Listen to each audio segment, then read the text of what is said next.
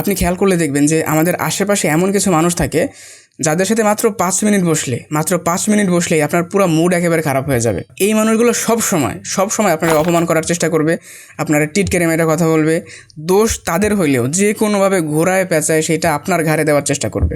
এই যে মানুষগুলা, এদেরকে মূলত বলা হয় টক্সিক পিপল। এখন প্রশ্ন হইলো যে এদের সাথে আপনি ডিল করবেন কীভাবে, এদেরকে উচিত শিক্ষা দিবেন কীভাবে। প্রথমে একটা জিনিস আপনারা বুঝতে হবে যে টক্সিক যে মানুষগুলো, এদের সবচাইতে বড় যে শক্তি সেইটা হলো আপনার রিয়াকশন। যখন তারা আপনার খোঁচা মারে, টিটকারি করে, তাচ্ছিল্য করে কথা বলে, তখন তারা চায় যে আপনি যেন রেগে যান। আপনার আবেগটা যখন ওরা কন্ট্রোল করতে পারে তখন ওরা ভীষণ মজা পায়।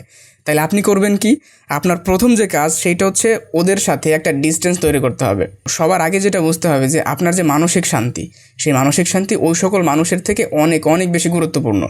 তাই যদি সম্ভব হয় তাহলে ধীরে ধীরে ওই সকল মানুষ থেকে দূরে সরে যান, আপনার লাইফ থেকে তাদেরকে দূরে সরায় রাখেন। দ্বিতীয় যে কাজটা আপনি করবেন সেটা হলো আপনি রিয়্যাক্ট না করে রেসপন্ড করতে পারেন। যখন তারা আপনাকে ছোটো করে কথা বলবে তখন আপনি সাথে সাথে রিয়্যাক্ট না কইরা আপনি রেসপন্ড করেন। আপনি একটু থামেন, তাদের কথার পাত্তা না দিয়ে শান্তভাবে কোনো একটা উত্তর দিয়ে দেন। মানে এমন একটা ভাব দেখান যে আপনি তাদেরকে খুব বেশি একটা গুরুত্ব দিচ্ছেন না, খুব বেশি একটা পাত্তা দিচ্ছেন না। সো আপনি যদি এটা করতে পারেন তাহলে দেখবেন যে ওদের যে উদ্দেশ্য ছিল সেই উদ্দেশ্য নষ্ট হয়ে যাবে এবং তারাই উল্টা উত্তেজিত হয়ে যাবে। তৃতীয় যে কাজটা আপনি করবেন সেটা হচ্ছে আপনি একটা লিমিট সেট করবেন। আপনি তাদের সাথে কতটুকু ফ্রি হয়ে কথা বলবেন তার একটা সীমানা আপনাকে টেনে দিতে হবে।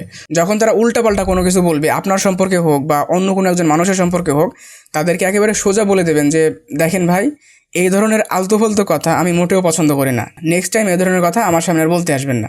সো এইভাবে বলতে প্রথমে একটু অস্বস্তি লাগতে পারে, পরে দেখবেন যে সব কিছু ঠিক হয়ে গেছে, কারণ সব জায়গায় আসলে নরম হলে চলে না। সো যখন থেকে আপনি আপনার নিজের ইমোশন, নিজের লাইফস্টাইল, নিজের মানসিক শান্তি সব কিছু নিজে কন্ট্রোল করবেন, নিজের হাতে রাখবেন, তখন থেকে তারা আর আপনার যে মানসিক শান্তি এইটা নষ্ট করতে পারবে না।